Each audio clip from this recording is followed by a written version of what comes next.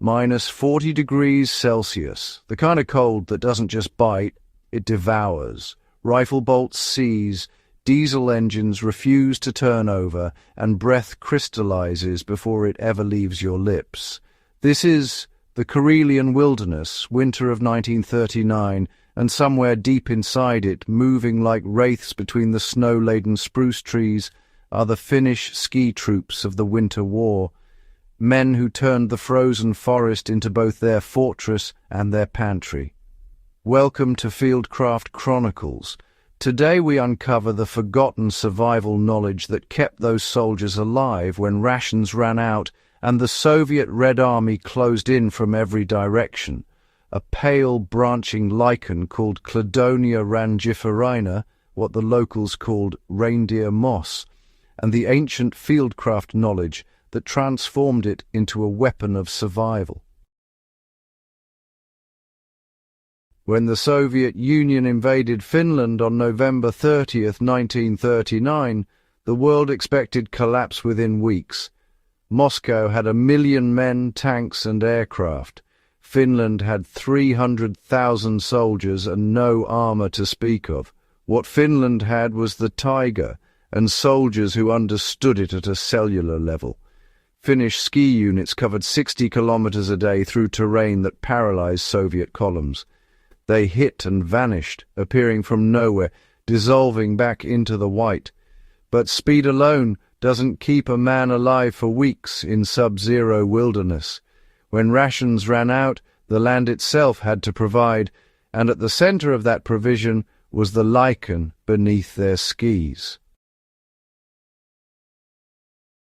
Reindeer moss is rich in carbohydrates and vitamin C, exactly what a body burning thousands of calories in extreme cold desperately needs.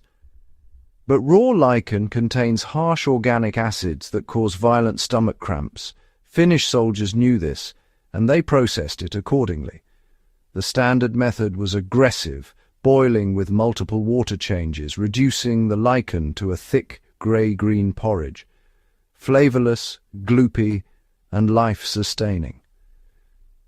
A more effective technique used hardwood ash dissolved in the water, introducing alkali that neutralized the acids far more efficiently. This is the same chemistry behind nixtamalization and lutefisk, ancient independent discoveries that alkali unlocks what acid locks away. The Finnish soldier knew it not from textbooks, but from grandmothers and hunters, and the long memory of living close to hard land. Beyond human consumption, reindeer moss enabled a tactical advantage the Soviets could never counter. Finnish forces used thousands of reindeer to haul heavy machine guns and mortar components on sleds, pulk, through forests too deep for any vehicle to follow. Unlike horses, reindeer required no carried feed. They poured through 2 meters of snow in near-perfect silence to forage the lichen below, keeping entire logistics chains alive, and moving through terrain the Red Army couldn't penetrate. That silence was itself a weapon. Soviet patrols listening for the creak of carts and the stomp of horses heard nothing.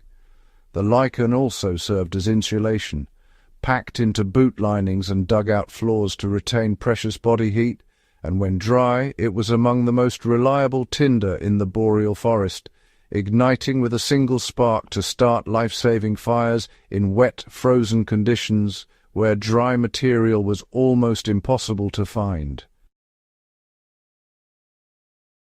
The Winter War ended in March 1940. Finland ceded territory, but remained unoccupied and unbroken, a result that stunned the world and reshaped military thinking about asymmetric warfare.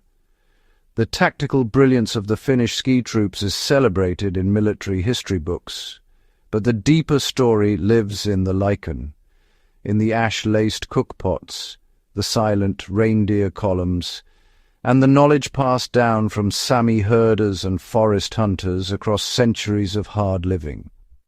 Modern bushcraft and preparedness are, at their core, the same discipline those soldiers practiced on skis in the dark forest. the discipline of paying deep attention to the living world before you desperately need it. The person who understands their environment is the person who survives when everything else fails. The reindeer moss was always there, under the snow, waiting to be understood. It still is.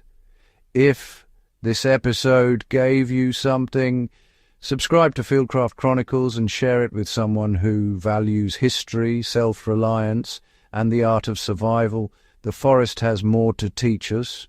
We'll see you in the next one.